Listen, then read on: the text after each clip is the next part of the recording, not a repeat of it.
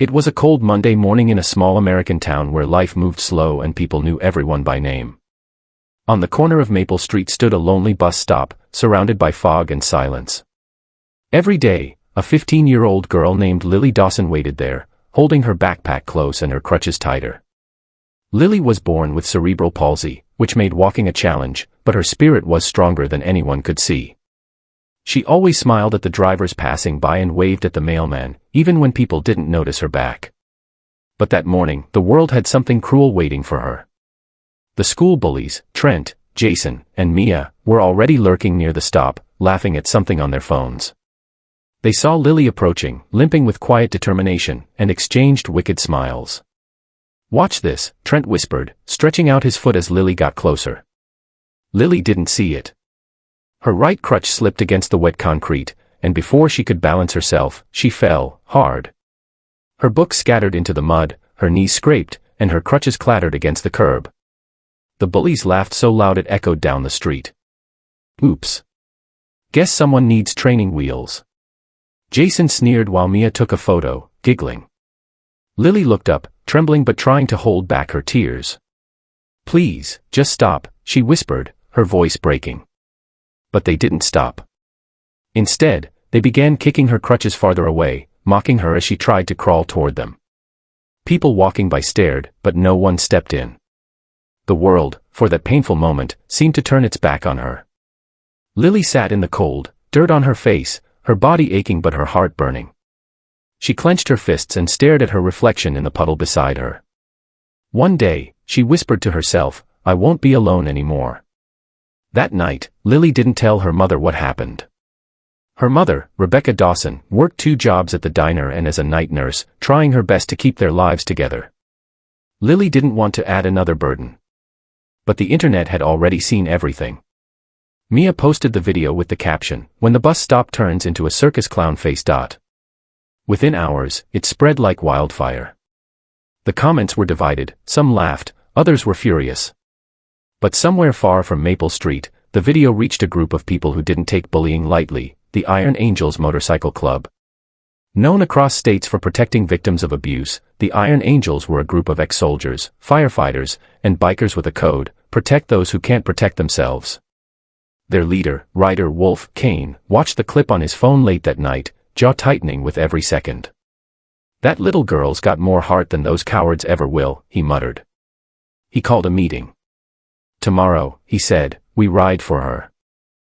The next morning, the same fog rolled over Maple Street. Lily was there again, clutching her crutches and waiting quietly. The bullies saw her and laughed, walking toward her like predators circling prey. "Back for round 2. Trent grinned.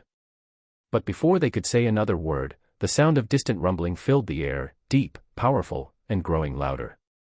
The bullies turned, confused. Out of the fog came the thunderous roar of engines, not 1, not 2, but dozens. Motorcycles, gleaming chrome and black leather, swarmed the street like a rolling storm. 99 bikers surrounded the bus stop, each one wearing the Iron Angels insignia, a pair of silver wings wrapped around a heart. Ryder Kane led them, his beard streaked with gray, eyes burning with authority. He stopped his bike right in front of the bullies and dismounted slowly. The street fell silent except for the ticking engines. "You the ones who think it's funny to pick on girls?" Ryder said in a deep, calm voice. The bullies froze, unable to speak. The bikers stood in a perfect line, their leather vests shining in the morning light, tattoos visible, not of violence, but of loyalty and courage. Lily stared in disbelief, her eyes wide. One of the bikers, a woman named Raven, who once lost her leg in combat, knelt beside Lily and smiled gently. "Hey, sweetheart," she said softly. "You're not alone anymore." The bullies stood frozen as the Iron Angels closed ranks. Ryder's voice thundered across the quiet street. "You think strength comes from hurting someone weaker than you? Let me tell you something, strength comes from standing when life tries to knock you down." His eyes turned toward Lily, who was still trembling but standing tall with her crutches. "And that girl right there has more strength in one heartbeat than you'll ever know." The bullies tried to laugh it off. "We were just joking, man," Jason said, backing away. But Ryder stepped closer, his boots heavy on the pavement. "You posted that video online. You didn't just joke, you tried to destroy someone's dignity. So now, you're going to fix it. He handed them a trash bag. You see this street? You're going to clean it. Every bit of it. Right now. The bullies hesitated, but one look at the 99 riders watching them was enough. They picked up the scattered trash along the sidewalk while the townspeople peeked from windows and stores. Meanwhile, for the first time, watched the bullies weren't laughing, they were ashamed. Ryder knelt beside her. You okay, kid? He asked. Lily nodded slowly. Why did you come? She whispered. Ryder smiled. Because someone shared your story. And because we don't let courage like yours go unseen. The rest of the bikers approached her with smiles and gentle pats on the shoulder. One of them handed her a small leather bracelet with the Iron Angel's emblem. This means you're one of us now, Raven said. Whenever you feel alone, remember, you've got 99 big brothers and sisters watching your back. Lily's eyes filled with tears. For the first time in her life, she didn't feel invisible. Over the next week, something incredible happened. The video that once mocked her became a symbol of hope.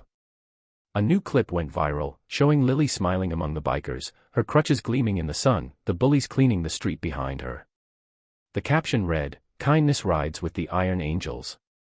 People from around the world sent messages to Lily, students, veterans, even celebrities, calling her a hero for her bravery. The bullies publicly apologized, and Lily forgave them, showing that true strength isn't revenge, but compassion. She returned to the bus stop every morning, and though the bullies were gone, the Iron Angels often rode by, honking and waving. And every time they passed, Lily stood taller. Months later, at a community fundraiser, Lily took the stage to speak. The room was filled with people, townsfolk, bikers, teachers, all waiting to hear her story. She took a deep breath and said, "Sometimes people think being disabled means being weak. But I learned that being strong doesn't mean never falling. It means getting back up, again and again." The crowd erupted in applause. Ryder smiled proudly from the back of the room. That night, Lily wrote in her journal, "They tried to trip me, but I found my wings." Sometimes, life brings us people who try to break us. But remember, your strength, your courage, your kindness can change the world in ways you can't imagine. And like Lily, you're never truly alone, there's always someone ready to stand up for what's right. Sparkles, if this story inspired you, don't forget to like, share, and subscribe to our channel for more heart-touching and powerful stories that remind us what true courage looks like. Flexed Biceps Red Heart.